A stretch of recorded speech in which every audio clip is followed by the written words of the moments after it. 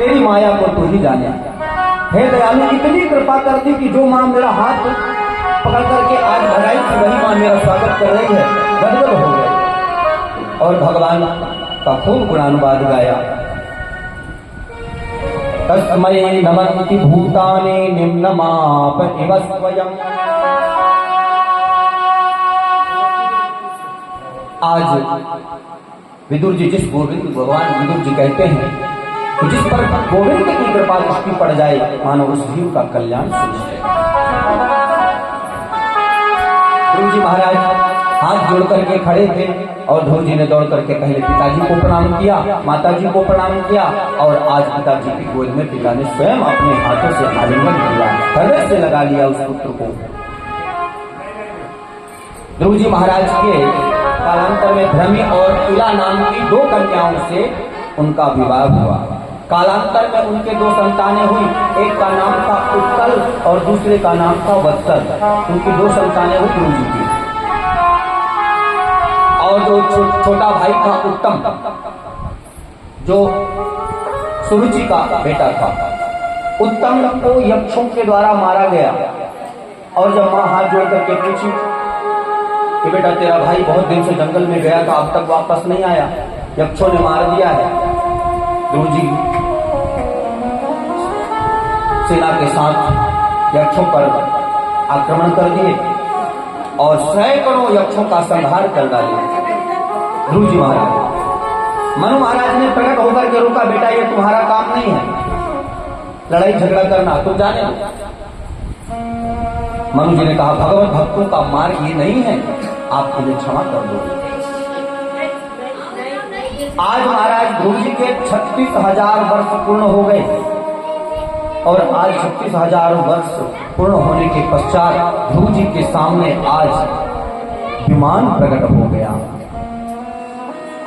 विमान प्रकट हो गया और मृत्यु देवता आकर के चरणों में नतमस्तक है और कहता प्रभु मेरे शीश पर पैर रख करके जाइए, इस विमान में बैठ जाइए। आज ध्रुव जी महाराज मृत्यु के सिर पर पैर रख करके विमान में बैठ करके चलने लगे और जैसे थोड़ा दूर कुछ दूर विमान पहुंचा, देखा कि मेरी मां नहीं है। पूछा पार्षदों से, अरे भाई मेरी मां कहाँ है? पार्षदों ने कहा चिंता न करें, वो देखिए आगे आगे एक और विमान, उसमें आपकी मां भी जा रही है। और आज वही ध्रुव जी महाराज भगवान की कृपा से ध्रुव तारा बनके देदीप्यमान हो रहे हैं कि नहीं, जिसे आप ध्रुव तारा कहते हैं। वही ध्रुव जी महाराज आकाश लोह मंडल में ध्रुव तारा बन करके चमकते हैं। इसीलिए प्यारे कहता हूँ, जो भगवान की भक्ति करोगे तो इसी पर संसार में चमकते रहोगे। ध्रुव सगलान जप्यूं हरि नाम, पायो अचल अनुपम ठाव। आज अचल होकर के अनुपम ठाव लेकर के आज स्वर्ग में देदीप्यमान हो रहे हैं। इन्हीं के ध्रुव जी के पश्चात आगे परम गति को प्राप्त कर लिया और इन्हीं ध्रुव जी के महाराज ने आगे चल के इनके वंश में धर्मात्मा अंग नाम के राजा हुए और अंग राजा का एक पुत्र हुआ जिसका नाम था वेन। और वेन राजा जो था बहुत दुष्ट था उसका पुत्र।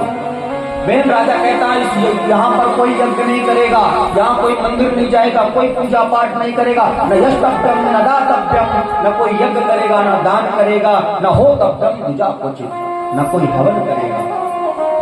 बोले यदि करना ही है तो मेरे नाम का भजन करो, आज से यहाँ का भगवान मैं हूँ। वेन कहता है यदि आहुति देनी है तो मेरे नाम की दो, वेना स्वाहा। भजन करना है तो वेन का करो, आज से यहाँ कोई भगवान का नाम नहीं लेगा। उसका आतंक बढ़ गया। वेन ने उद्घोष करवा दिया कि आज से यहाँ पूजा पाठ यज्ञ यज्ञादि सब कुछ बंद। अब वेन महाराज संतों को क्रोध आया और महात्माओं ने क्रोध की अग्नि में आकर के जैसे हुंकार भरे हुम शब्द करके ऐसी ध्वनि निकली, तो वेन गोविंदाय नमो नमः, वेन का प्राणांत हो गया। वेन राजा तो सीताराम हो गए। मंत्रों का मंथन किया गया और मंथन के फल स्वरूप में एक निषाद की उत्पत्ति हुई और वह निषाद राज प्रकट होकर के अब की बार पुनः मंथन किया, एक सुंदर और बालक और बालिका का प्राप्त हुआ। हाथ में शंख चक्र देख करके महात्मा जन प्रसन्न हो गए। ये बालक बालिका कौन है? और वह बालक बालिका साक्षात मानो पृथ्वी जी महाराज। बोले पृथु जी महाराज की जय। पृथु जी महाराज का प्राकट्य हुआ।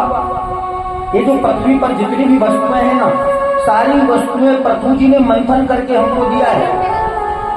पृथु जी ने गाय को दोहन किया था। गौ का दोहन नहीं करते तो गाय का दोहन किया, तो अन्न अनाज खेती किसानी फल पौधे वृक्ष इत्यादि सबका दोहन किया। अन्न अनाज जितने भी फल फ्रूट हैं, क्योंकि उस राज्य में सूखा पड़ा हुआ था, कहीं भी अनाज नहीं होता था, इसलिए पृथु जी महाराज ने अन्न की प्रारंभ किया था, अन्न की उत्पत्ति।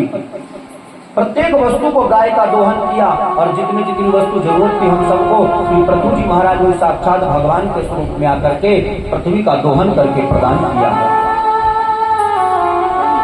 पृथु जी महाराज को क्रोध आया कि मेरी आज्ञा का अनादर करने वाली हे वसुधा, तुझे मैं छोड़ूंगा नहीं।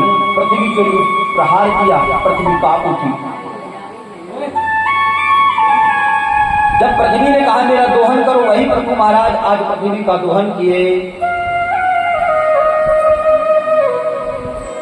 ऋषियों ने कहा महाराज अब हमें आज्ञा दीजिए, हमें चलना चाहिए।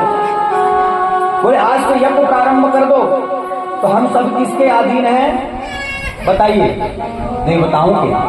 दैवाधीनम जगत सर्व मंत्राधीनाश्च देवता। हम सब देवताओं के अधीन हैं। देवता किसके